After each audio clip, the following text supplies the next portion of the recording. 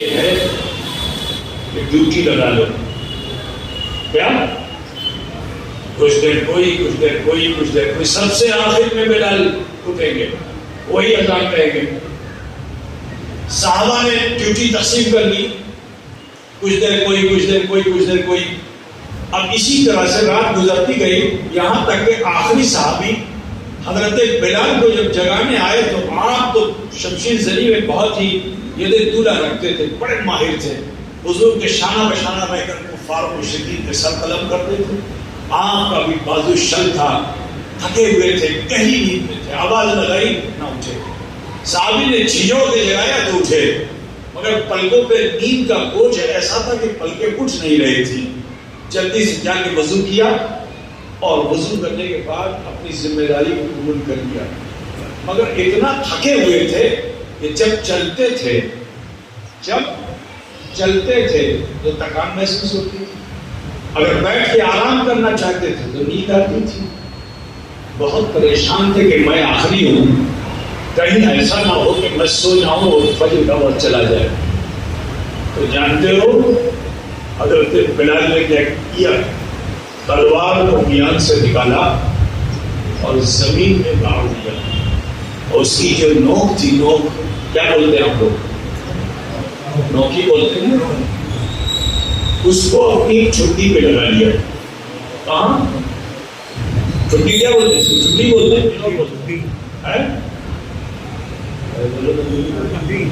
ارے یہ داڑھی ہے، یہ کیا ہے؟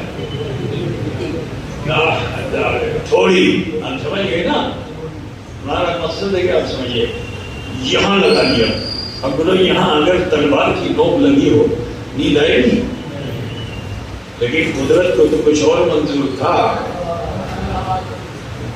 اس حال میں بھی حضرت بلال کو نیند آ گئی.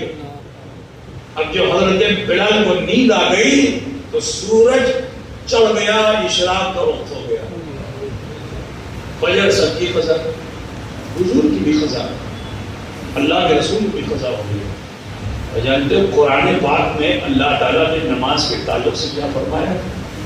ان الصلاۃ کانت علی المؤمنین کتابا موقوتا، کہ بے شک نماز کو مومنین پر وقت مقررہ میں فرضیت کا مقام ہے نا؟ فرضیت. اگر وقت چلا گیا تو پھر لوٹ کے نماز آنے والی نہیں. اور اگر ایک وقت کی نماز آپ نے قضا کر دی، بولو جنت ملے گی؟ پھر مل پائے گی جنت؟ نماز قضا ہو گئی، قرآن میں کہیں نہیں ادا کرنے کا حکم. زندگی میں قرآن میں ڈھونڈتے رہو گے، نماز قضا ہے، ادا کرنے کا حکم قرآن میں کہیں نہیں ہے. قرآن تو قانون شریعت ہے، لیکن اس قرآن میں کہیں ادا کرنے کا حکم تم نہیں پاؤ گے.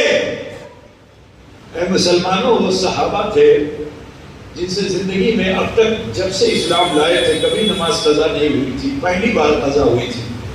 بولو ان کے دل کا حال کیا رہا ہوگا؟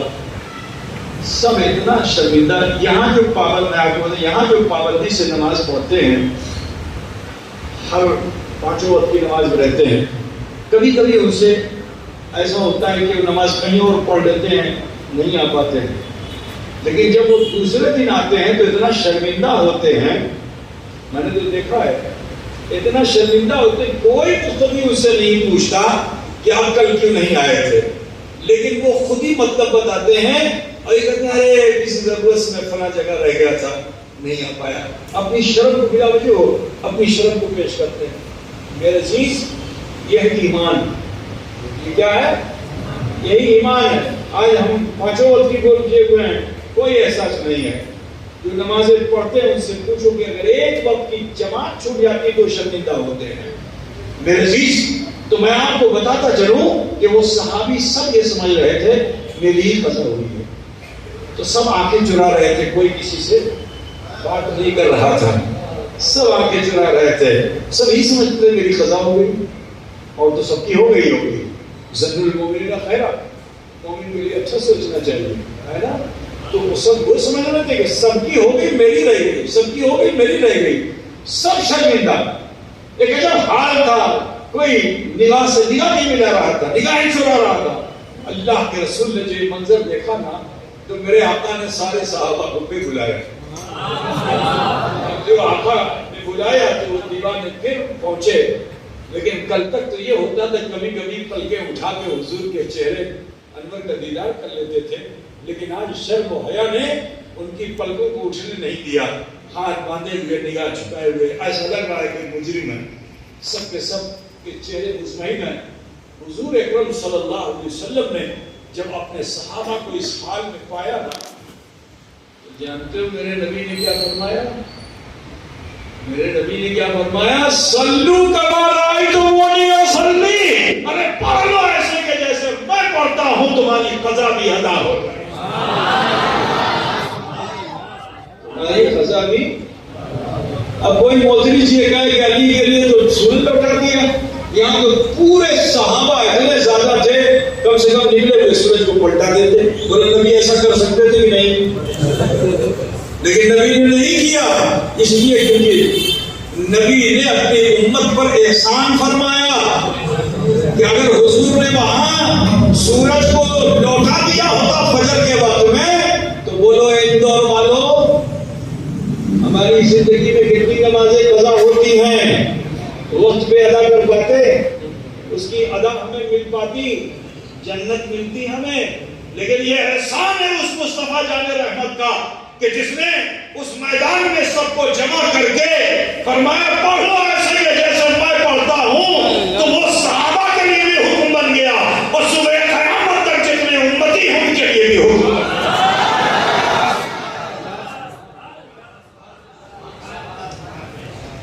ان کے لیے بھی حکم بن گیا. اب کوئی محدث یہ کہے کہ جب علی کے لیے ڈوبے ہوئے سورج کو نکال دیا تھا تو یہ نکلے ہوئے سورج کو لوٹا دیتے تاکہ فجر سردی ایک ساتھ ہو جاتی. نادان, علی کا صحابی سے کیا مقابلہ؟ صحابی اپنے مقام پہ ہیں, علی اپنے مقام پہ ہے. علی اپنے مقام پہ ہے, صحابی اپنے مقام پہ ہیں. ان سے مقابلہ مت کرو, کیونکہ غدیر خون بڑا چرچا اعتبار ہے نا.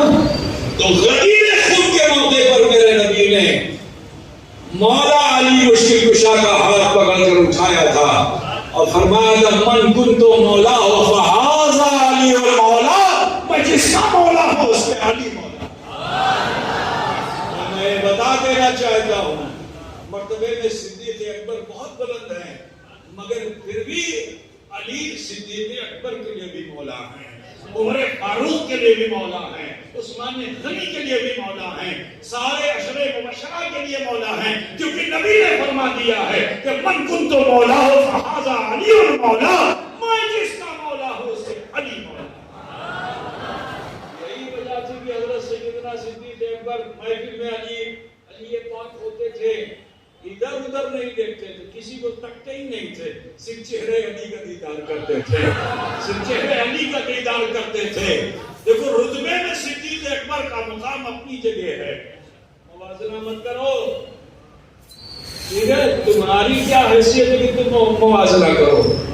ٹھیک ہے, جس کا مقام ایسا کہ جو یار غیر مصطفیٰ بن جائے, قرآن پاک میں آیت کریمہ آ جائے, جہاں مصطفیٰ ہوتے ہیں, جہاں ابو بکر ہوتے ہیں, تیسرا رب العالمین ہوتا ہے. تیسرا رب العالمین ہوتا ہے. یہ مقام صدیق اکبر ہے. تو موازنہ مت کرو ورنہ اپنی آخرت خراب کر لو گے. سنو,